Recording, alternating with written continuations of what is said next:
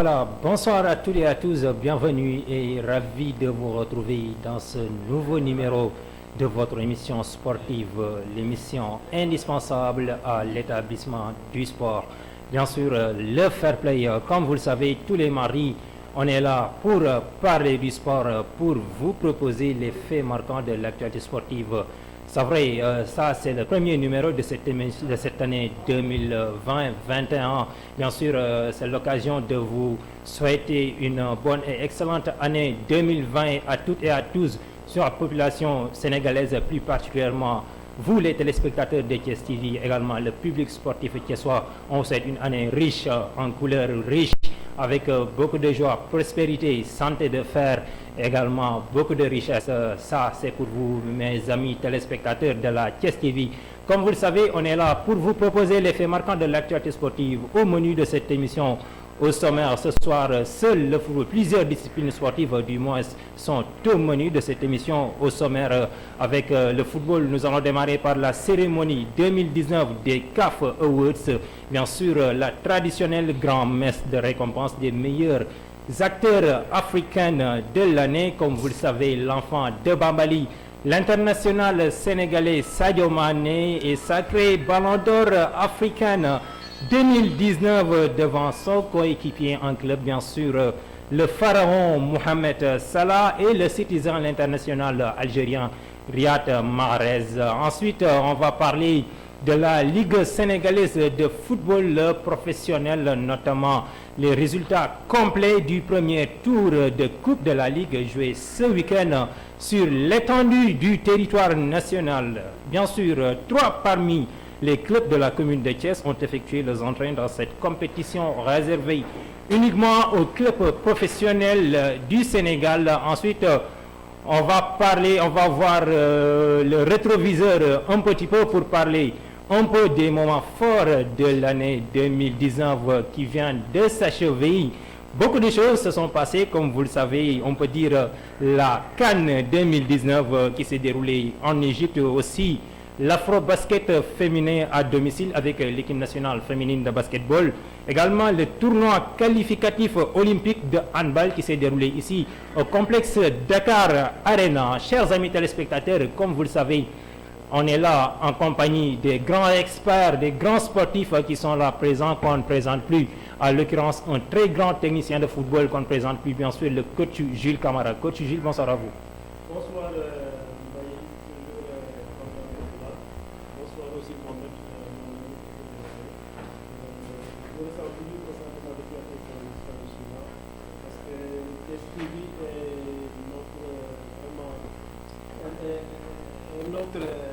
Télé à Thiès, on avait ce problème. Nous sommes des hommes de terrain, mais on avait souvent ce problème de monter nos produits. Voilà. Vraiment, Thiès TV est venu à son heure. On est très content. Merci beaucoup et également merci d'avoir répondu à notre invitation. Ça fait plaisir de vous retrouver ici sur ce plateau et nous allons faire comme d'habitude parler du sport, beaucoup de choses sur le football sénégalais. Merci encore une fois, plein de bonnes choses à vous. Également à côté de coach Jules, quelqu'un également qui a tout le temps contribué pour le développement de l'handball thiessois. Bien sûr, il s'agit de notre frère, notre grand frère, notre oncle du moins, monsieur Mohamed Khouma, qu'on ne présente plus. Le papa de Petit Elage, le sociétaire de l'ancien joueur de ASC Thiès section basketball. Il est là présent, il était l'entraîneur de l'USRAI handball. Il est là. Ahmed, bonsoir à vous, comment allez-vous? Bonsoir Souleymane, mon grand Souleymane Camara et Babacar. maa ngi lay nuyu di la gërëm di la sant ci invitation bi. Voilà. Mais namoon nañ la quand même. mais maa la raw bu baax. est-ce que nekk woon ni da nga voyagé woon sax di ko nëbb gars yi fu mu nekkoon noonu. gis nañ la gis nu mu demee noonu. non maa ngi woon fii maa ngi woon Thiès maa ngi woon. mais da nga nekkoon sa ruq quoi di liggéey. di liggéey rek waaw di liggéey. Merci beaucoup Ahmed. Voilà, chers amis téléspectateurs, ce sont nos invités du jour. Mais avant d'entamer la discussion avec les invités, comme je vous l'ai dit dans les titres tout à l'heure, en l'instant nous allons démarrer avec par le football, avec notamment la Coupe de la Ligue sénégalaise de football professionnel. 12 rencontres ont été jouées ce week-end. Les résultats: Demba Diop de Mbour promu cette année en Ligue 2 avait battu la Renaissance de Dakar Plateau sous la marque de 2-0. Union sportive de Ouakam, actuel leader au classement en Ligue 2, avait été battu largement par Keur Madior avec le score sans appel de 3-0.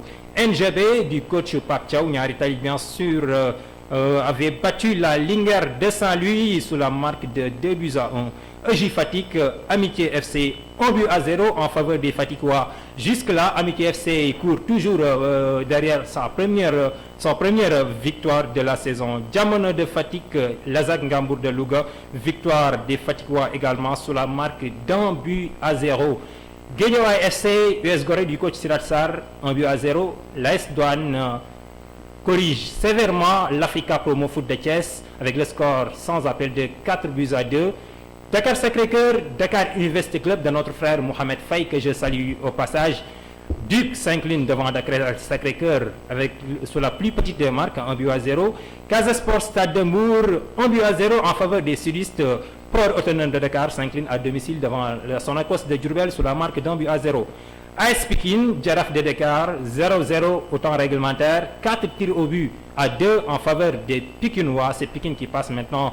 Mbour Petite Côte, Thiès FC, les Pélincans s'inclinent à domicile devant le promu Thiès Football Club, 1-0, et l'unique but des Thiessois a été marqué dès l'entame à la deuxième minute de jeu, bien sûr par l'intermédiaire de JBC qui marque son deuxième but de la saison.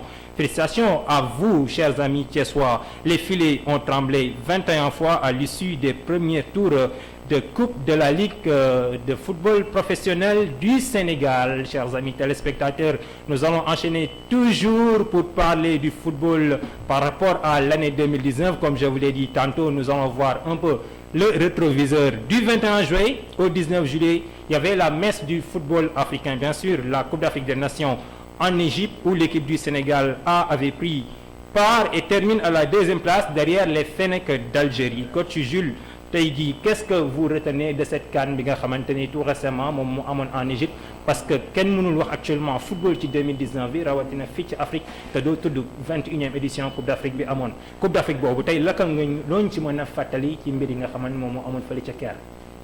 waaw CAN bu neex la passé nañu CAN bu neex vraiment ñu gis ni footballu Afrique aussi mi ngi gën a jëm ci kanam. ci côté yu bare aspect yu bare on a vu vraiment de très bons matchs de football, match yu kawe. bi yu bare trop prestation yu baax. daal bon ñu gis ne daal continent bi mi ngi bouger. vraiment ça bouge bu baax a baax. donc ñu gis aussi.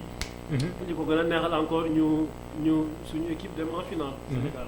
Sénégal joué finale contre Algérie. Malheureusement mu dóor ñu. pour une deuxième fois dooroon nañu ci match poule yi. mais quand même la prestation a été bonne. taxawaay bi amoon na solo. on a senti une équipe du Sénégal qui a mieux joué par rapport ak yeneen match yi daan am. donc daal gis nañ ni CAN bu kawe woon la ci aspect yu bare. et puis surtout une CAN avec 24 équipes pour une première. c'est ça aussi, c'est ça, les gens ont beaucoup joué. équipe bi dañ ko yokkoon joué bon. match yi jegante metti moo tax daal vraiment gis nañu des matchs de qualité. am nañu daal campagne bu neex a neex. Voilà, mais ñun aussi tamit li ñu ci mën a retenir moom mooy lors de la finale face à l'Algérie avec le but matinal, le but miracle de Barkat Bounedjah dès l'entame à la deuxième minute de jeu. Tey jii bii boobu vraiment nekkoon na loo xamante ni xëy na sénégalais yi bu ñu koy fàttaliku ba léegi dafa am lu muy def ci ñoom, mais tey jii mu nekkoon quelque chose boo xam ne c'était un peu bizarre. Dès l'entame ñu jël but, dominer toute une partie, possession de balle ñu am 67 ñi am 30 ak poussière. Finalement au finish les dieux du foot n'étaient pas avec nous ce final-là. Waaw, n'était pas avec nous, mais toujours c'est le problème qui persiste avec le Sénégal. Toujours mentalement on a des problèmes. Un match de football c'est 90 minutes. Match boobu dañ ko jël durant les 90 minutes seulement on n'a pas été teelu ñoo dugg ci match bi. Tout à fait. Match bi dafa commencé bon sur un coup de dé on a pris un but. Daw match bi yëpp dominer match bi bon conserver ballon bi mais c'était déjà fait. daal ñu xam ni match de football. c'est de la première à la 90e minute. Tout à fait. Sénégal souvent day am problème de concentration dans les matchs. mais gis naa ni daal bon peut-être nañ ci jàng pour la prochaine fois. mu doon nag défaite bu métti. bu métti kay bu ñu moomoon et puis waa ji dóoral ñu en match de poule. vraiment c'était le moment ñu réglé woon problème boo réglé woon ko doublement. revanche encore gagné waat coupe bi doon na ci neex mais malheureusement c'était pas ça. Mais on n'a pas été mauvais quand même def nañ campagne bu baax. avec de bons matchs yu gis vraiment suñu joueurs aussi wane seen bopp sur le plan africain. Donc daal bon kon ne liggéey bi ñu ngi ci yoon quand même. Voilà, merci beaucoup coach Jules. Nous allons enchaîner toujours pour ne pas perdre du temps. Place maintenant au bal orange, bien sûr. En 2019 aussi, il y avait l'Afro-Basket féminin, comme je vous l'ai dit tout à l'heure, perdu à domicile devant les D Tigers du Nigeria en finale, 71-76. C'était du 10 au 18 août au complexe Dakar Arena, le complexe sportif de Diamniadio. Coach Ahmed tey lan nga ñu mën a fàttali ci afro basket féminin bi nga xamante ni Sénégal daf ko ñàkk ci kanamu Nigéria fële ca Dakar Arena. waaw final boo xam ni tamit mu ngi noonu waruñu ko woon ñàkk. comme année bële passé Nigéria su ma juumul moo ñu dooroon. année 2017 bi fële Mali la woon je pense bien. waaw bi ñu ñëwaat Sénégal ñu pertaat ko. ak Nigéria même équipe bi. peut-être xëy na équipe bi. dañoo xaw a magal tuuti. ci sama gis-gis. tout à fait waaw dañoo xaw a magal tuuti par rapport ak équipe bu Nigéria bi ñooñu gënoon a nekk xale. gënoon bëgg nag ñun bëggoon nañ ko trop nag mais malheureusement nii la mënoon demee. bon public bi ñëwoon nañu. surtout su public bi ñëwoon nañu supporter nañu def nañu lu ne vraiment. am na ñoo xam ne sax jotuñu dugg. waaw ndax stade bu fees vraiment première. kii la woon première année boo xam ne ñu ngi soog a organiser suñu stade boobu. donc du coup waroon nañu gagné match bi gagné final bi loolu la ñu bëggoon. mais malheureusement ak xam nga xale yi ak fatigue bi match bi ñu jël bee passé score bi bëri woon tellement que écart bi dafa bëri woon. ñu jëli ko la mi-temps contre les Mozambicains. Tout à fait 30 points à la mi-temps. dafa 30 points. kooku xam nga ne kooku grand Jules loolu. et puis ci espace où benn fan dox seen diggante. nga joué waat encore. loolu ñu jëli ak ñooñu ñu mel mag yi. ku ci mel ni Assou Traoré. gis nga ko vraiment mu doon femme bu jàmbaar tamit jàppale xale yi bu baax. waaw ñu gën a préparé waat équipe bi. xam nga mayaat xale yi chance ñu mën a ñëw. waaw voilà afro basket boobu noonu la ci demee parce que liñ ci mën a wax bëri na parce que man maa ngi foon du début à la fin. chaque jour maa ngi foon demoon comme superviseur. doon liggéey ak la fédération sénégalaise de basketball ci noonu laay profité di saluer de passage sama doyen Mandogal Camara nekk le président chargé de l'organisation au niveau de la fédération sénégalaise de basketball ma koy jaajëfal bu baax a baax. le doyen Mandogal Camara plein de bonnes choses waaye tamit gis nañu équipe bu Sénégal boobu peut être liñ ci mën a wax bëri na parce que dañu nekkoon en phase de reconstruction raison pour laquelle moo tax Cheikh Sarr à 50% mu daal di changer équipe bi 50% mu daal di maintenir ñi mu maintenir nag comme ni nga ko waxee tout léegi ay mag la ñu woon parce que boo xoolee y avait Astou Traoré 36 ans et quelques y avait Bintou Diémé Maymouna Diarra des Mame Marissi te ñooñu dañoo magee et puis ñu boole ko benn jeunesse boo xamante ne compagnie la Thiessoise comment elle s'appelle encore Fat Babou Diagne des Léna Niang et autres ñooñu mu nekkoon seen première campagne bi ñu koy découvrir te par contre l'équipe nigériane depuis 2015 ñoom ñoo doon jouer ensemble ci même ossature boobu lañ nekkoon depuis ñu perte Afrobasket au Cameroun bi ko Sénégal di gagné 12 joueuses yi doon jouer kenn moo ci changé j'ai l'habitude de le dire te kooku sax dafa magee mais taxul ñu libéré ko dañ ko jël boole ko ci staff bi ce qui veut dire que les 11 ñoom ñoo joué pendant 4 ans kon équipe la boo xamante ne machine bi dafa huilé woon man je savais que ni les inconditionnels du basket savaient que ni Nigéria 1000 fois moom moo ñu gën a pare comme vous l'avez dit tout à l'heure ñu joué demi-finale bu metti contre Mozambique gis nañ li fa xewoon mu mënee ñu à la mi-temps presque 30 points nga war ko jëli public bi jàpp ci gis nañ ni mu demee nga noppalu benn fan xëy ñu jox la Nigéria en demi-finale facilement mu gagné Mali toog di la xaar donc noonu rek la mënoon demee mu nekkoon loo xamante ne xëy na mënuñu wax sport ci 2019 bi mënuñu wax basket ci 2019 bi te duñ ko tudd enchaînement dañ koy def léegi daal koy tëb génn ci basket dugg ci beneen discipline sportive mu nekk handball nag yaakaar naa tey raison pour laquelle moo tax Ahmed Khouma daal fii ñëw ngir mu andi liñ ci ay leeral yu bëree bëri parce que war nañ mën wax li nga xamante ni moom mooy le tournoi qualificatif olympique où l'équipe féminine du Sénégal partageait la poule A avec la République démocratique du Congo et le Cameroun a rappelé que le Cameroun qui devait rencontrer le Sénégal pour la première journée a finalement déclaré forfait. Ahmed Khouma Sénégal gagné RDC dem final ak Angola ñu ne sunu Lions yi benn point lañ soxla pour qualifier Tokyo 2020 finalement Angola gagné ñu tey lan nga ñu mën a wax ci tournoi qualificatif olympique bi amoon Dakar Arena. tournoi bi tamit noonu la demee moom it comme nu ma la ko waxee ci basket bi rek suñu xale yi presque kenn dëkku fi ñëpp ay tubaab nañu. c'est des expatriés. ñoom ñëpp. waaw 12 joueurs yëpp entraîneur baak ñëpp foofu nañ dëkk. peut-être xëy na ñi fi nekk des na xëy na kooku seen choix la ñoom ñoo xam lu tax ñu def ko waaw mais nag vraiment Angola daf ñoo mënoon waaw daf ñoo ëpp doole ñun ñoo waroon daje moom Angola nañu waroon daje ak RDC ak Cameroun déclaré forfait. tegal foofu sa baaraam Lamine au niveau de la régie Touba Tech si c'est déjà calé prépare-moi ça tout de suite avant la fin de la première partie aca amet ñu dem coach. Angola yaa ngi ci woon. Angola daf ñoo ëppoon doole. waaw moom presque moo doon champion d'Afrique moom lañu demaloon final. te gis nga final Coupe d'Afrique boobu ñu ngi ko mëne woon ñun tamit 13 points. 13 points nañ ko mëne woon Coupe d'Afrique bi. mu ñëw remonté ñu ba dóor ñu 2 points. kon donc xam nga ni kooku nga ñëwaat sa dëkk war nga préparer match bi. préparation bi une semaine la woon tuuti na xëy na xale yi France nañu nekk ñoom ñu ngi doon jouer foofu ay championnat ñu ngi doon jouer ay match amicaux yu bëri foofu. ba ñu ñëwee fii tamit jouer nañ fi seen biir entraînement bi semaine nañ fi def daal di dem tournoi ba ba ñu demee ñun ñoo dóor RDC ñoo ko ëpp lu ñu dóor par rapport ak Angola. kon donc léegi ñun bu ñu niiloon rek ñun ñooy génn. tout à fait bu ñu niiloon rek ñun ñooy raw Angola. mais ñu ñëw ak suñu public tamit vraiment public tamit ñëw na comme basket bi. waaw damoon naa maa ngi foon vraiment neexoon na trop mais première minute ba dernière minute. comme sama doyen ni mu ko waxee. handball ak football dafa xaw a wute tuuti.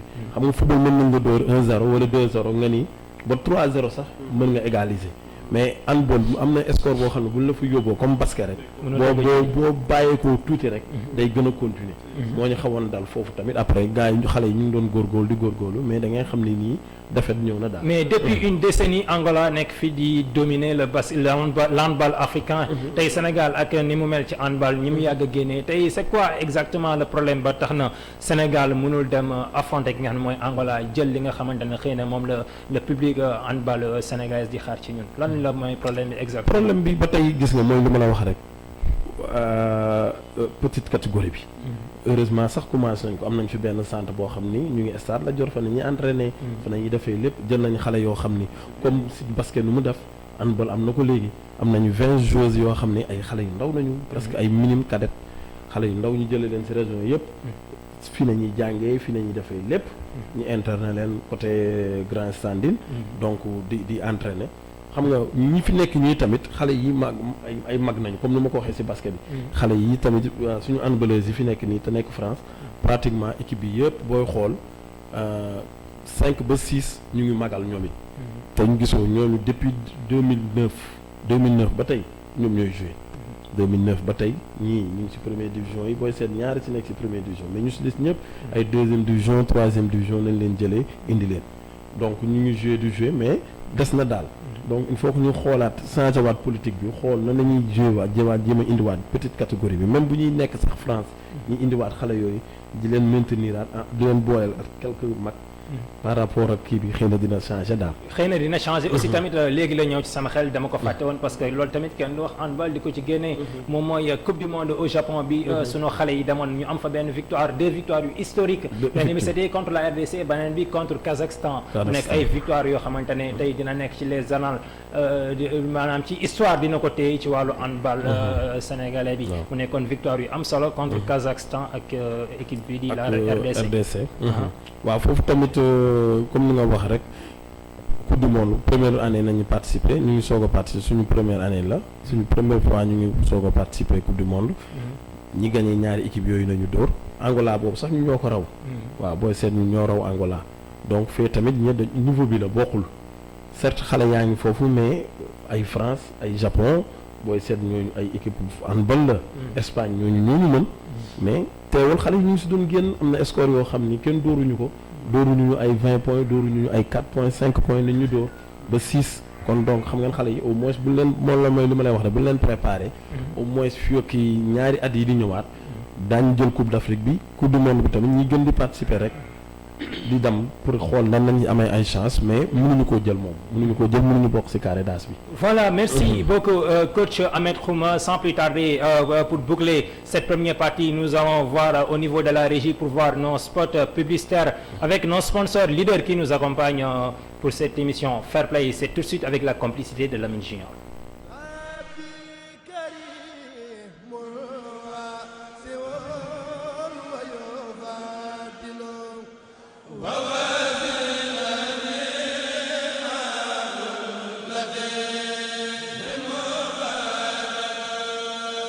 sama waa ji namoon naa la de mais dégg naa affaire yi beesi wàcc na pochette yi ak airport yi waaw soxla woon naa ci airport yi nag moom waaw yaa ci njëkk a jox ñoom ku bëgg lu baax moom fii ngay ñëw moom waaw Touba Tech lépp a ngi fi sa waay lii moom yanj na de la ilaha illallah sëñ Malick tablette ak lépp loo xam ne lu jëm ci wàllu ay pël la am na fële nga xam ne mooy Touba Tech Touba Tech nag yamul rek ci tablette foofu boo fa demee foofu la ca Thiès am nañ iPhone waaye am nañ lépp loo xam ne moo jëm ci wàllu accessoire ci wàllu téléphone rawatina téléphone bi nga xam ne mooy iPhone fàttewuñu seen casque yu am solo yooyu nga xam ne am ni Moustapha ki ma la doon wax marché tamit jaay iPhone yi borom iPhone yi baax Touba Tech waaw maa ngi fa nii téléphone laa bëgg sax waaw fii moom doo fi ñëwee moom li nga bëgg lépp di nga ko am xéwale na te taw feexe na tamit ay Moustapha woon fii daaw de am di ñoom ñoo nekkee ma nga Thiès boo demee ca ri bi nga xam ne moom la ñuy wax awali dagal ca ri Serigne Fallou foofu la nekk da nga ko fekk taalibe bu xereñ muy Serigne Moustapha ak mbooloo ma nga xam ne ñoo fa ànd di ko jàppale ci liggéey bu am solo boobu jaaxle moom jeex na tàkk ci wàllu matériel électronique rawatina lépp loo xam ne daa jëm ci iPhone ak ay accessoires boo demee Touba Tech da nga ko am ñun ko bëgg. man kay Touba Tech laa jëm léegi nii waaw.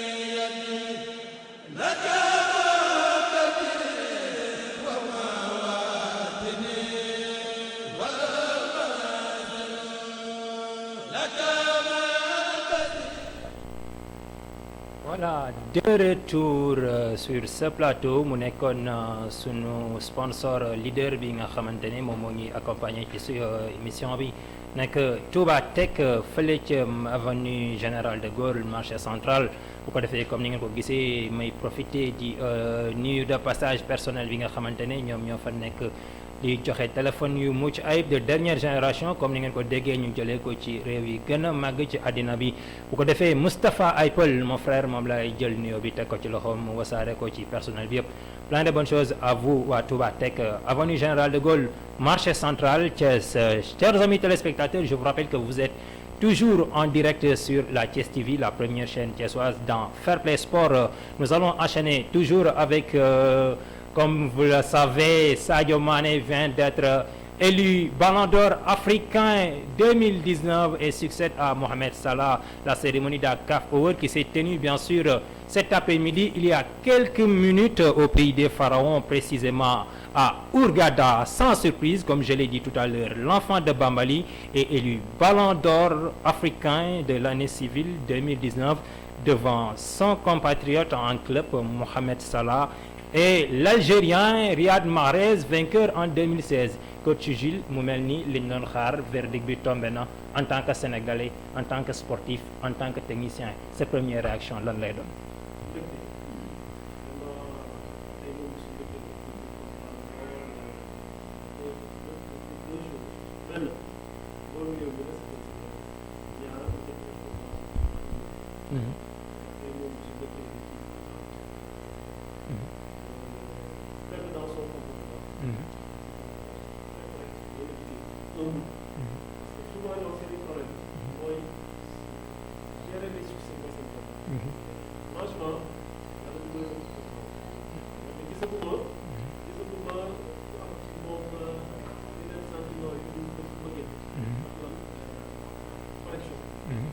Deuxièmement aussi performance yi mu def parce que boo seetee de 2012 à 2016 dafa def une progression fulgurante jóge Metz jaar Salzbourg Southampton ba Liverpool tu as vu donc fi mu fa jaar yëpp il a monté ses empreintes tout à fait pour l'année 2019 aussi il a été vraiment impérial nekk ci progression boo xam ne nii lii rek moo ko doon jëmmal tey tu as vu gagné Ligue des Champions, Super Coupe, meilleur buteur avec 22 buts, tu as vu finaliste CAN, récemment final vainqueur de la Coupe du monde des clubs. donc dafa nekkoon ci dynamique bi. donc bu bañoon am tey mooy bett nit ñi. donc daal cëram la lu mérité la ñu kontaan ci trop. di ñaan yàlla mu jikko di ko ñaanal aussi yeneen ndam yu gën a kawe yi sax ñoom. daal di ñëw merci beaucoup coach Jules on va enchaîner toujours Mohamed dafa changer côté je ne sais pas sa micro bu dee Lamine laal na ko bu baax a baax donc ñu enchaîner toujours dégg nga coach Jules mu wax Sadio Mané succède à Mohamed Salah et devient l'héritier de El Hadji Ousseynou Diouf bien sûr avant c'était le seul Sénégalais à avoir remporté ce trophée majeur 18 ans après disons que tey vote bi mën nañu wax ni juste na Amel sa première réaction lan nga yëg tey. vote bi moom ñëpp ci kontaan. bii moom vraiment Sadio gàcce ngalaama daal comme fu grand bi doyen Jules. waxee laay commencé fu mu terminé laay commencé. waaw di ko ñaanal na ko jig yàlla na ko jig. parce que lii moom ñëpp a ko doon xaar. daaw fii lañ ko defee woon mais bañ ko fi defee ñëpp xamoon nañu. Salah moo koy jël. ba kenn waxu ko mais ren jii ñëpp xamoon nañu ni Sadio la. du coup comme bokkoon na ci même bii passé ballon. France football bi. xam nga ak bii passé moom Messi. ñuy xëccoo ñëpp naan Sénégal parce que sénégalais moo mel noonu. moom day sot day sot ñëpp ni Sadio day jël ballon d'or bi. mais ñun xamoon nañu Messi moo koy jël mais mu waroon topp sax ci deuxième bi wala troisième bi. yàlla jox ko mu jël quatrième place. fii jox na ko ballon d'or Afrique. sant yàlla. sant yàlla mu góorgóorlu jëlaat ko. gisoo ba mu jeexee da ngay gis boo gisee ñu ngi wane El Hadj Diouf ndeysaan mu ñëw kott ko. tout à fait kon nga xam ne foofu vraiment affaire boobu neex na. sa El Hadj jël na ko 2 fois moom jël na ko benn. nañ ñaan yàlla mu jëlaat ko déwén ni mu toppee nii bu ko defee rek. dina ko jël di ko jëlaat incha allah. merci beaucoup Lamine au niveau de la régie coach Gilles toujours ñu desandi ci ballon d'or bi parce que coow li avant ñuy génne titre bi xawoon na am ay polémique ci diggante Riyad Mahrez l'Algérien ak ki nga xamante ne moom mooy Sadio Mané parce que la majeure partie ci sunu confrères algériens yi dégg nañ leen ñu ni waaw Mahrez moo remporté li nga xamante ne moom mooy la Coupe d'Afrique des Nations kon ci critères yooyu la ñu war a mën a sukkandiku ba jox ko parce que c'est en Afrique tey comparaison boobu noonu ñu doon def avant tey yow ban jàngat nga ci amoon avant ñuy joxe verdict bi ci diggante Mahrez ak ki nga xamante ne moom mooy Sadio Mané. waaw peut-être bon dañoo ils ont été un peu patriote rek waxal seen doomi réew. mais pour ñu dellu ci ginnaaw xam critères yi ñuy joxe ballon. Performance individuelle collective ak fair play ci ñett yooyu yëpp peut-être xanaa kan bi daal la ko xaw a kiiwetu te ça ne se résume pas là-bas seulement. yaa ngi Sadio Mané am na Champions League ci poche am. yaa ngi donc boo ko jëlee ci ñetti critères yooyu yëpp Sadio Mané dépassé bokkul sax mais nag bon naari ñoom ils savent influencer. seen doomi réew la ñuy privilégié. tu as vu dañoo ay ci loolu bon ñun loolu moo ñu xawoon manqué. tu as vu daawuñu ko jëmmal daawuñu ko coowal xam nga dañu daan bàyyi mais cette fois-ci. nit ñi taxaw nañu def marketing bi ci war wax ko faire du bruit tu as vu dem sax jëpp leen ci waar wi. gëm suñ bopp nii moom par force moom la war a nekk. mais c'est important da cee bokk. tu as vu donc loolu la woon. mais man vraiment y avait pas photo du tout ren moom dafa leeroon nañu ni sax.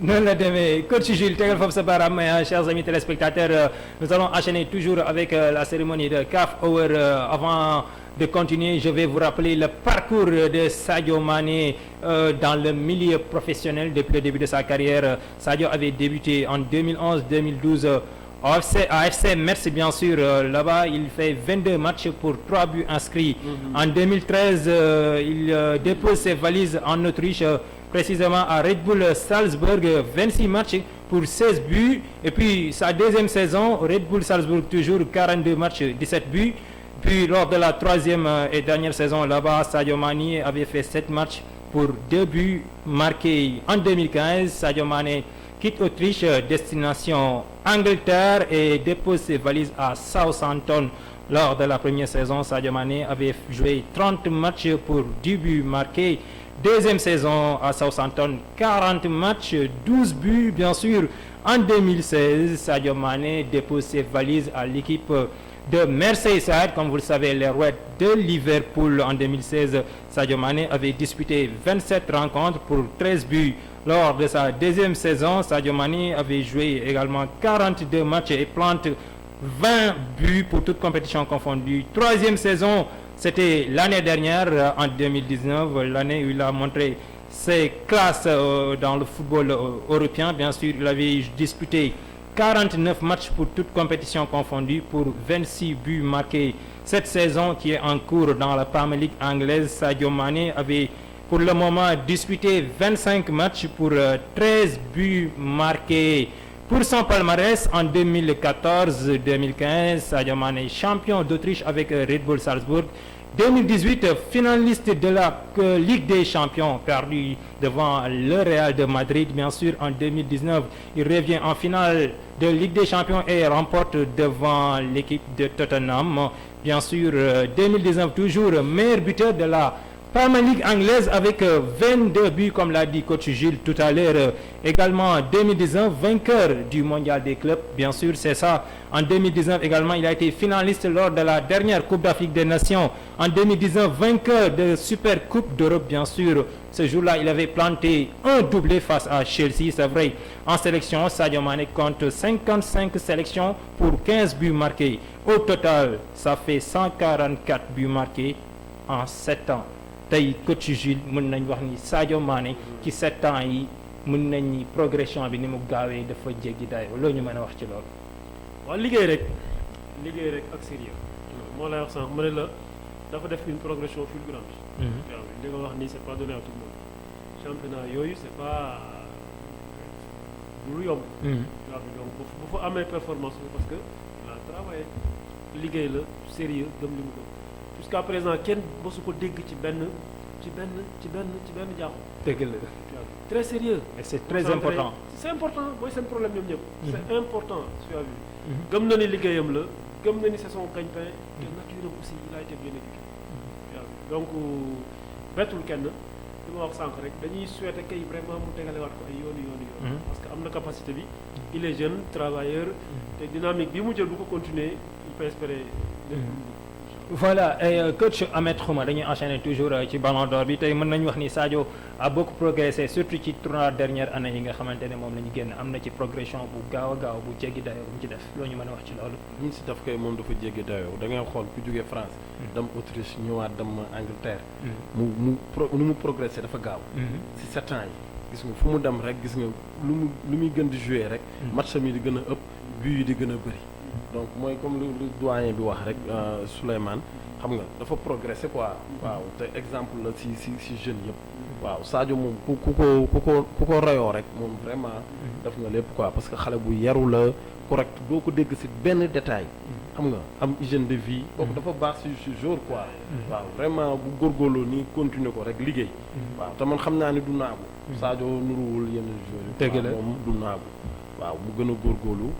yàlla yokkal mais est-ce que tamit Jules tey mënuñu wax ni Jürgen Klopp quoi qu'on puisse dire ak les sélectionneurs Aliou Cissé joué nañ ci progression surtout bu Sadio Mané ces dernières années parce que gis nañ ni bi mu nekkee Autriche ak France par rapport ak bi mu nekkee Angleterre donc certes avant Liverpool c'était Southampton mu jógee Southampton ñu gis mu def lu raw li mu daan def ba mu ci année yu mujj yooyu sous l'ère Jürgen Klopp tey mu mel ni Jürgen Klopp quoi qu'on puisse dire allemand boobu contribué na ci progression Sadio Mané en tant que technicien loo ñu mën a baax a baax joué na ci lu bare parce que moom c'est un grand manager. waaw boo déggee Sadio def naan la c'est mon père. tu as vu. boo seetee joueurs yi nekk Liverpool yëpp il progresse ndax lan management il sait manager le groupe.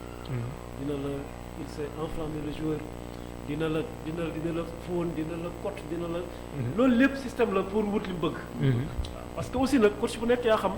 na ngay toje sa bopp ginnaaw. dëgg la ba ngay jaar ba tirer le meilleur de ton joueur yaa koy xam. moom nag il sait faire ça dafa bëri façon management mais vraiment man bi mu adopté dama ci am ak waaw boo seetee joueurs yëpp Liverpool il progresse ndax lan il te met à l'aise il tourne l'effectif jox la confiance c'est important. donc joueurs yëpp ñoo yem am na yoo xam ne nii c'est des talents mais li mën génnul. ndax lan c'est un problème d'environnement. surtout donc boo amee un grand manager. qui sait booster le joueur xam ban corde sensible la koy téye wax ceeg moom ba mu mën a génne li ci moom la chance am na cette chance. tase ku mel ne club. bon mu joué lu bare ci carrière am. sant yàlla. mais dañuy desandi ba léegi parce que kii di Sadio Mané wax sa qualité technique pointe de vitesse bi mu yor ku wax Sadio Mané wax intelligence tactique bi nekk ci moom ku wax Sadio Mané wax ci finition bi nekk ci moom tey lan nga ñu mën a wax sur le plan du jeu qualité yi nga xamante ne moom moo nekk ci Sadio Mané ba tax na tey ñu daal di koy désigner meilleur joueur d'Afrique pour cette année 2019. xam nga Liverpool il y a beaucoup de grands joueurs. Liverpool une sélection de grands joueurs. boo seetlee bi mu fi amee bruit entre moom ak Salah les Gérard avait opté pour que bu dem day am na Salah dem. ok. Et pourtant Salah il marque beaucoup de buts. Tu as vu. Mais c'est le dépositaire du jeu. Bon rek muy jouer sans Salah sans Firmino Liverpool peut gagner. waaw parce que ñu ngi koy wax parce que même bu dul dara sur le plan offensif. dafay participer défensivement kenn waxaale wu ko Sadio il est partout dans le terrain day jouer des fois da nga naan kii ñaata xol la yor. il crée beaucoup te loolu tamit avantage boo xamante ne mi ngi ko ëppale les concurrents direct tamit vas-y coach. il crée beaucoup de situations. sur les ruptures sur les appels de balle. Il crée des espaces. côté marquage aussi ñëpp gis nañ il resserre bien. Tu as vu il fait tout. il fait tout c'est un joueur important. joueurs yi ko bëgg coach yi ko bëgg bari nañ boo gisee Zidane di ci rey boppam xam ni lim ci wut. Tu as vu c'est un joueur bu am solo ci dans un groupe pour beaucoup de choses. Tu as vu donc il a beaucoup progressé ci aspect yu bare.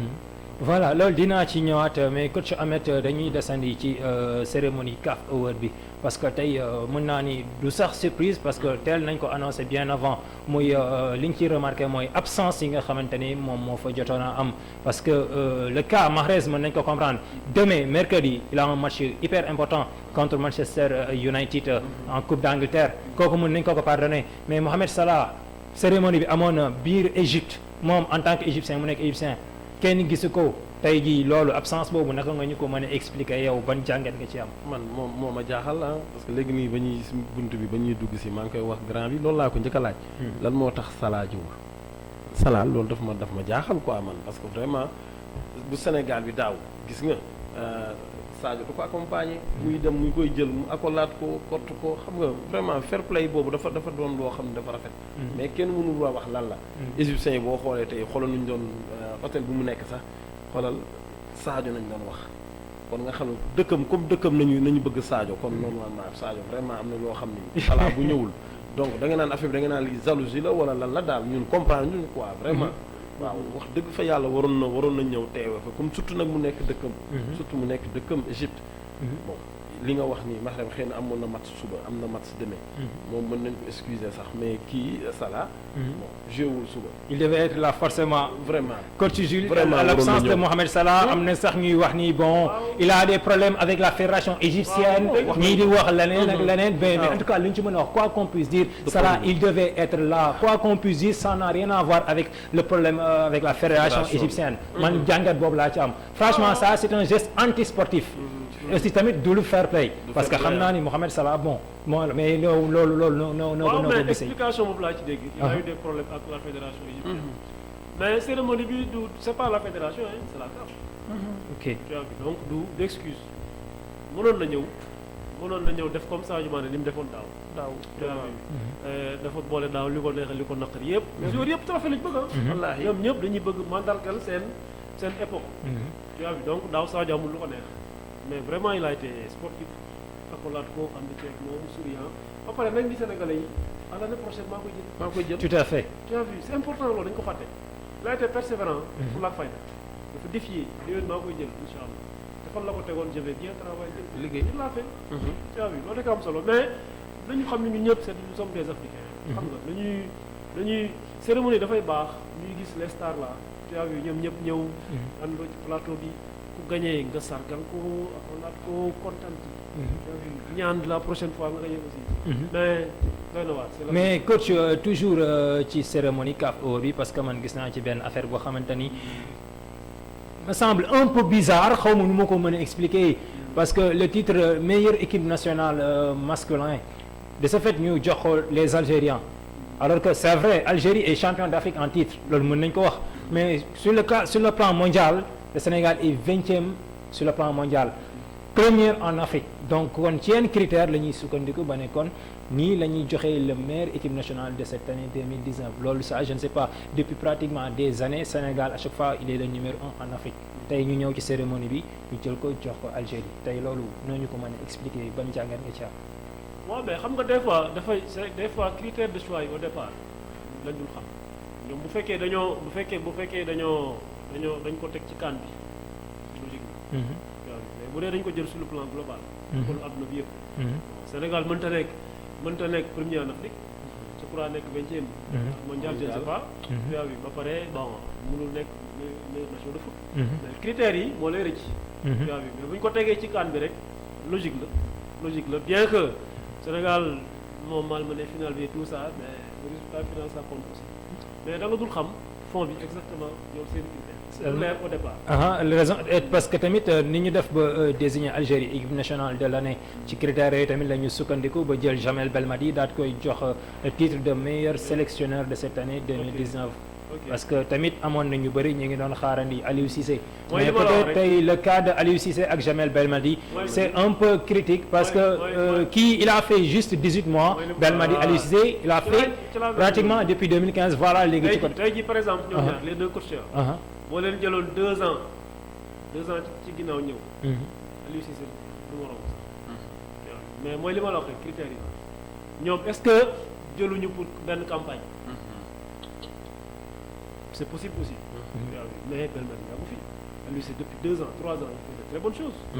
tu as vu yaa ma gën a am statistique il fait de bonnes choses donc moo tax ma gëm ni peut-être dañ koy jàpp ci ay campagne bu dee CAN bi la. bon là Belmadi jàll jël coach moo gagné coupe bi bon il a bien coaché tu as vu fi mu jëlee équipe bi sax. en un laps de temps. surtout yooyu yëpp bon ay critères la. donc loolu moo ciy nekk c'est que daal lépp du leer. surtout on est en Afrique lépp du leer. des fois doo xam les problèmes de fond. mais foofu Ahmed dégg nga li coach wax mais foofu mën nañu wax ne aussi tamit lu logique la puisque Jamel Belmadi champion d'Afrique avec les Fennecs d'Algérie. ñu désigné ko entraîneur de l'année. ci kanam Aliou Cissé. tey loolu mën nañu wax ne lu logique la. logique na ndax lan man ba ñuy wax rek laa ni Belmadi nañ koy jox. waaw xaw ma nag yenn critère la mais comme ni ko grand bi waxee rek. sur 18 mois mu yor équipe bi ak li mu def. dóor ñu ñaari yoon ñoom surtout suñu match rek quoi surtout suñu match comme dóor nañ ñu 2 fois xam nga ak match yu metti yoo xam ne vraiment ba pare jël coupe bi xam naa looloo tax ñu jox ko comme li nga wax ni tamit ñu ñuy première fële Afrique mais mondial ñu ngi nekk 20e raw Algérie raw ñu bëri mais teewul gis nga joxuñu ko Algérie nañ ko jox xëy na ñoom seen critère doo xam ni koy defee quoi xëy na looloo tax en tout cas lu ñu ci mën a wax félicitations à lui le sélectionneur Aliou Cissé. je le parle et je le répète encore une fois depuis Bruno Metsu li mu fi def amul benn entraîneur bu ko fi def. ça il faut le reconnaître quoi qu'on puisse dire. depuis Bruno Metsu li mu fi def amul benn entraîneur bu ko fi def. kon nañu ko boole suñu xol yéene ko jàppale ko. te xam nañ ni li ñuy mbébét ci suñu équipe bi dinañ ko am sous l'ère Aliou Cissé taru yàgg dara. ñu gisaat beneen point bu am solo mu nekk le meilleur jeune joueur de l'Afrique. kenn la pépite sénégalaise Crépin Diatta bokkoon ci loo boobu en compagnie de Achraf Hakimi finalement Achraf Hakimi passe devant Crépin Diatta ak yeneen jeunes joueurs à l'occurrence le Nigérian ak ñeneen ñi nekkoon tey loo ñu mën a expliquer loolu Achraf Hakimi le Marocain bi nekk au niveau de Borussia Dortmund. waaw mais il se vale. Crépin mi ngi ci yoon aussi. mi ngi ci yoon je crois que beneen Sadio Mané lay doon. ci kàttanu yàlla donc na nekk ci liggéeyam il fait de bonnes choses mi ngi Bruges na continuer dynamique bi mu ne. vraiment mi ngi def match yu baax nit ñaa ngi koy teg bët am na sax club yu koy wax yu ko soxla. maa ngi dégg ay sollicitation par ci par là li am solo mooy cadre bi nga nekk rek jëmbal ko sa bopp. la fay jëm na nit ñi. mais mi ngi ci yoon c'est un très bon joueur pétri de talent. yaa ngi bon wane na boppam dugg ci CAN bi dans son club aussi bonne chose. yaa ngi donc. il est encore très jeune Crépin Diatta coach Ahmed ba léegi dañ ci desandi bi ñu jógee foofu aussi tamit gis nañ CAF daal di ñuy proposer benn 11 boo xamante ne moom la ñu tuddee 11 de l'année parce que ci biir loolu mën naa ni sénégalais yi ñoom ñoo ci ëppale ay candidats si je me trompe pas parce que ligne bu nekk am nañ fa ku ñu fa représenté à part les buts tey boo ñëwee ci première ligne bi dans la défense il y a Kalidou Koulibaly notre défenseur central au niveau de l'entrée du jeu il y a Idrissa Gana Gueye au niveau de l'attaque il y a Sadio Mané foofu tamit mën nañu wax ni donc Sénégal marqué na ay points yu bari foofu la ñu mën a expliquer loolu ci ligne bu nekk kenn ku nekk Kalidou Koulibaly Gana Gueye ak Sadio Mané wala Sadio Sadio mais ñaar ñu njëkk ñi naka nga ñu mën a expliquer seen présence foofu.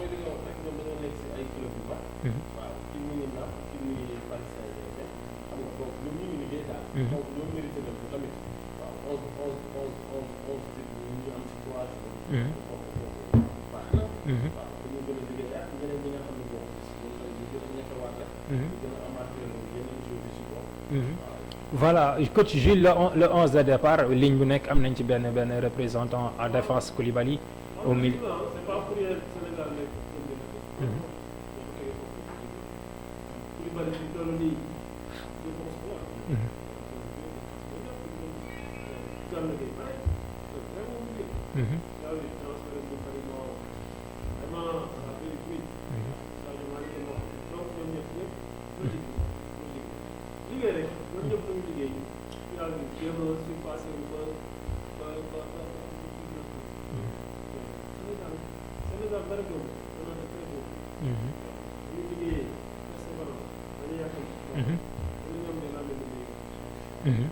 voilà mu mel ni ñu ngi ci cappaandawu émission bi mais avant ñu koy jeexal dañuy dem ci dernier point bi coach Ahmed ballon d'or africain bu Sadio Mané kooku mën naa ni dugal na ko ci armoire am pour le moment noonu laa ko mën a waxee prochaine étape ce sera le ballon d'or France Football 2020 France Football 2020 bi nga xamante ni donc c'est dans moins de 12 mois ñu def ko tout récemment gis nañ bu 2019 bi où Sadio Mané avait terminé au pied du podium classé 4e sur le plan mondial donc tey Sadio Mané lan lañ wax ni moom la war a mën a yokk wala lan la war a mën a wàññi bu fekkee dafa war a changer club aussi tamit ñu xam pour que France Football bii nga xamante ne moom moo nekk sunu kanam mu war ko mën a gagner wala au pire des cas mu bokk ci podium bi Sadio Mané naka la war a comporter woo pour ci 2020 bi nga xamante ne ci la ñu nekk.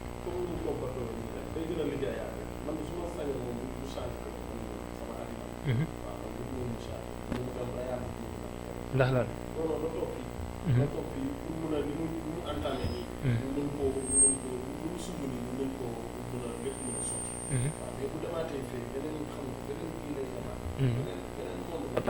waaw ak Real man dama leen a xaw a ragal rek waaw par rapport rek fii entraîneur nu mu mel ak moom gis nga club nu mu koy def xam nga kortu fii fóon accolade xam nga Zidane dina ko def sax mais nañ ko bàyyi mu àggalee lii ba 2020 après ñu xool daal jéem a xool ba année bii di ñëwaat 2021 bi ñu seet mu soog a changer club coach Jules Sadio Mané dafa war a conserver titre ballon d'or bi mu yor actuellement le ballon d'or africain ci échéance bi ñu jëm daf ko war a conserver loolu lañ koy souhaiter aussi tamit dafa war a dem pour relever beneen défi muy que ballon d'or France Football 2020 tey jii naka la war a mën a comporter wu ci 2020 bi lan la war a yokk lan la war a wàññi dafa war a changer club ou pas loolu ñu mën a wax ci loolu waaw bon d'abord mu continuer ci dynamique bi mu nekk nii rek parce qu'il a fait je crois saison bi rek il a encore fait 19 matchs titularisé 18 fois 11 buts 6 passes décisives ça c'est un championnat waaw fi mu toll nii donc na ko continuer man de je pense que ni bu gañewaatee ligue bi gagner le championnat il peut voir ailleurs c'est un très grand joueur loolu nga gis parce que bu fa tegalee 2 ans gagné fa 2 fois ligue bi amatul lu mu fay prouver tu as vu c'est un très grand joueur Sadio Mané amul problème d'adaptation équipe bu mu dem ci àdduna bi il peut jouer si le cadre est bon tu as vu mën na dem wane gën a wane boppam tu as vu donc liggéey la li mu taxaw nii bu mu ko wàcc fu la fay da liggéey efforcé wu mettre des buts être collectif pour le groupe mën na am lu ne Barcelone Real fu mu ci dem c'est un joueur boo xam ne nii peut-être ñun dañ ko xaw a miin sax laay wax mais dafa jaaxal tubaab yi vivacité am dafa yim tubaab yi mën na jouer partout te wax na ko biñ naan il est complexé dafa mentalement il n'est pas fort démentir na ko nee na il n'a jamais eu de problème mental mosu ko am mais il a été bien éduqué blocage am yëpp il a été bien éduqué yaru gu bëri. nga footballeur day xaw a kàccoo. dëgg la magam ji ko topp nii. genre Ahmed Faye bi. mi ngi noonu footballeur day xaw a kàccoo tuuti looloo ko manqué woon rek. te gis naa ni depuis quelque temps il s'est rebiffé. gën na firéeku. ñu ngi joué enthousiaste tu as vu donc bu continuer nii bon je ne sais pas il peut encore rester mais mu dem feneen aussi du danger. voilà loolu yaakaar naa am na solo côté boobu aussi tamit comme ni mu ko waxee club moom boo fa jëlaat fa rek donc bu si l'occasion se présente et puis bu fekkee proposition baax na il est temps nga dem découvrir leneen comme ni ko yeneen joueurs yu bëri jot a defee parce que loolu aussi tamit dina ci am solo mais tamit fu ñuy tëjee waxtaan bi moom mooy ci aspect social bi nga xamante ne l'enfant de Bambali mi ngi koy def fii ci réew mi Sadio Mané ku wax Sadio Mané xam ko ci social gis nañ Bambali faneen ak faneen ainsi de suite Ahmed Khouma te social dafa am solo ci dundu doomu aadama rawatina sportif la ñuy wax ci loolu moom toujours moom lañ ñëpp dañ koy ndamoo moom lu muy def dafa surtout social bi xoolal rek buñ ne la mu ngi tabax école mu ngi tabax hôpital mu ngi jox parents yi foofu xaalis ak ñeneen yoo xam ne yëgoo mais xaalis boobu mënul jeex duñ ci joxee nit ñi da koy gën a yokk rek Sadio boo gisee lu mu am nii ñaanu waajur la ñaan de ses bokk waaw parce que vraiment ku ko xam ne social bi moom ñëpp lay jàppale dëkkam feneen ak feneen mais loolu rek déjà rek ku ko def xam nga ne kooku sant yàlla da lay gën a teg ci kaw rek waaw loolu moom boo koy def rek du julli di ñaan loo bëgg da nga koy am jarul sax ngay wut ay sëriñ billaahi lépp day sotti su neexee yàlla tout à fait coach Jules exemple la quoi l'aspect social bi nga xamante ne Sadio Mané mi ngi ci dugal loxoom bu baax a baax fii ci même réew loolu noo ko jàngatee en tant que sénégalais waaw kontaan ci booy bu baax la parce que yi mu ciblé sax hôpitaux école lycée xam nga école boobu dans 20 ans mën na génne un président xamoo lu fay génn xale mooy ku ne lu nekk ngi ci tout à fait donc foofu la investir c'est important ak ci hôpitaux ku feebar sonn donc jour la boo xam ne nii vraiment c'est autre chose beneen affaire la tu vois donc damay kontaan ci moom ci aspect boobu parce que aussi nit ñi dañ ko soxla dama déglu ñu koy laaj ne ko lu tax doo jënd oto yu cher yi les Ferrari tu vois mu ni moom xalaatul di jël ay 100 millions 150 millions 200 millions def ci oto à Bambali dañ ko tudd y a des familles yoo xam ne ni avec 50 000 ñu dund ci tout le mois avec 50 ndax les gens sont fatigués nga xam fi xelam nekk wallaahi moo tax mënul def des excès mënta ne bon ku yàlla defar la quoi ku yàlla defar la donc di ko ñaanal social boobu mu gën ci teg tànkam rek nit ñi dañ ko soxla te les gens sont fatigués yaa ngi wax naan dafa am ñaanu waajur ñëpp a koy ñaan wallaahi du waajur rek ñëpp a koy ñaan ñaanu ko sonn sax moo gën a garaaw donc yàlla na ko yàlla jàppale mu bañ a teggi tànkam fi mu ko teg waaw man de gos la boo xam ne man aw ma sago ci moom entre nous ndaxte dafa équilibré quoi waaw c'est un gosse équilibré xam fi mu jógee wax na ko sax nee na lii ça ne peut pas me prendre la tête dafa imam la woon il a été bien éduqué bon mën na lu ne ba pare nuru ko mënul dara loolu nit tu vois boo nee diw dafa baax ku yorul pour mu baax day yomb boo yorulee faaw nga yaru ko mais ki moom boppam mën boppam kooku moo neex a jugé tout à fait tu vois donc dama koy ñaanal rek fi mu teg tànkam mu bañ ko teggi yàlla musal ko ci cat musal ko ci làmmiñ xalaatuma ci moom coppee ko non non waaw yàlla na ko yàlla sàmm rek incha allah mais mën na am lu ne ci kanam. Merci beaucoup coach Jules. Chers amis téléspectateurs, je vous rappelle que vous êtes toujours en direct sur la Thiès TV, la première chaîne thiessoise, dans l'émission Fair Play. mu mel ni ñu ngi ci ligne d'arrivée bi bu ko defee damay bàyyi suma invité du jour yi ñu daal di tàggatoo daal di joxe seen mot de la fin ak les téléspectateurs de Thiès TV. Ahmed Khouma. waaw ñu ngi nuyu téléspectateur Thiès TV. ak Mbaye yow tamit di la nuyu ci invitation bi. di nuyu sama doyen Souleymane. waaw yàlla bàyyi ñu fi may ñu wér gudd fan. ñu fekk njëriñu ñëpp. njëriñu waajur yeeg yëpp ci kàttan suñu borom. ak di wax nit ñi tamit di lancer appel te stade na nit ñi di ñëw di seetaan ci Seneps première division bi. xam nga yeneen équipe yi tamit ñi jàppale leen deuxième division yi ñi ñëw di seetaan au moins même bu ñu joxewul xaalis sax na nit ñi di ñëw au moins ñoom ñi xam ne public baa ngi seen gannaaw. xam nga ñu préparé waat Thiès mën a jugaat daal. comme am nañu stade boo xam ne ñu ngi fiy recevoir yàlla may nañu loolu ñu gën a continuer waat liggéeyaat incha allah. sport Thiès moom mu gën a dund. parce que ñun Thiès nañu xam moom nañu bëgg. tout à fait merci beaucoup. merci beaucoup Ahmed coach Jules ce mot de la fin looy tàggatoo ak les téléspectateurs. waaw kontaan rek fii moom saa yi ma fii ñëw sentiment mbégte laay am. waaw nga dañuy xaw a gëj a gise nag ndax yitte yi. tout à fait mais nga gis ñoo ñàkk ñoo gis fii moom suñu kër la. tout à fait bon sa invitation dañ ciy kontaan lool. boo ñëwee fekk fii ñu mel ne ñoom Ahmed. yokkute la. waaw saa boo tooyee ñoom da nga yokk. donc daal di kontaan di ñaan yàlla suqali télé. di ñaan yàlla aussi yàlla jàppale ñu sportu Thiès. vraiment cette année y a eu le CNEPS. bu ñëw en Ligue 1 lu baax la. tu as vu ñu commencé waat dugg dans la Ligue Pro recevoir yenn équipe yi bon ça fait bouger la ville. tu as vu di ñaan yeneen club topp ci ba ñëpp yegg ci kaw. basket beeg handball beeg ku ci ne fa nga ne di yëngu avantage Thiès la rek. di ñaan yàlla daal en général mu suqali sportu Thiès. tu as vu di kontaan ci yow ci présentation bi ni nga koy defee. ci yéene bi cër bi bëgg Thiès. vraiment tu es dans tout maa ngi lay suivre. tu as vu donc di la encourager di la ñaanal aussi yàlla taxaw. merci beaucoup. Coach Jules, chers amis téléspectateurs, ce sont nos invités du jour. tey du ma tëj émission bi te profité wu ma di remercier l'équipe technique bi nga xamante ne ñoom ñoo ñu jàppale ba émission bi mën a jaar yoon en l'occurrence Lamine Sow Lamine au niveau de la régie ñu jaajëfal ko bu baax a baax également Lamine Pro le maestro de Thiès TV Kaw Junior Seydou Diallo toute l'équipe technique de Thiès TV, mention spéciale à vous et plein de bonnes choses. Également, vous, chers amis téléspectateurs, merci à vous. Ne bougez pas. DJ Din, le maestro de Thiès TV, il sera là tout de suite dans l'émission Arc-en-Ciel musicale. tey nag son boo fi mixé bu dul Sadio Mané Bambali Ballon d'Or émission bi foofu laa lay fekk dañ koy yàq tey Sadio Mané Ballon d'Or tout court DJ Lin mon frère plein de bonnes choses à vous. Chers amis téléspectateurs, quant à moi, je vous donne rendez-vous mardi prochain. Merci et excellente suite de programme à toutes et à tous sur la Thiès TV. Merci et à bientôt.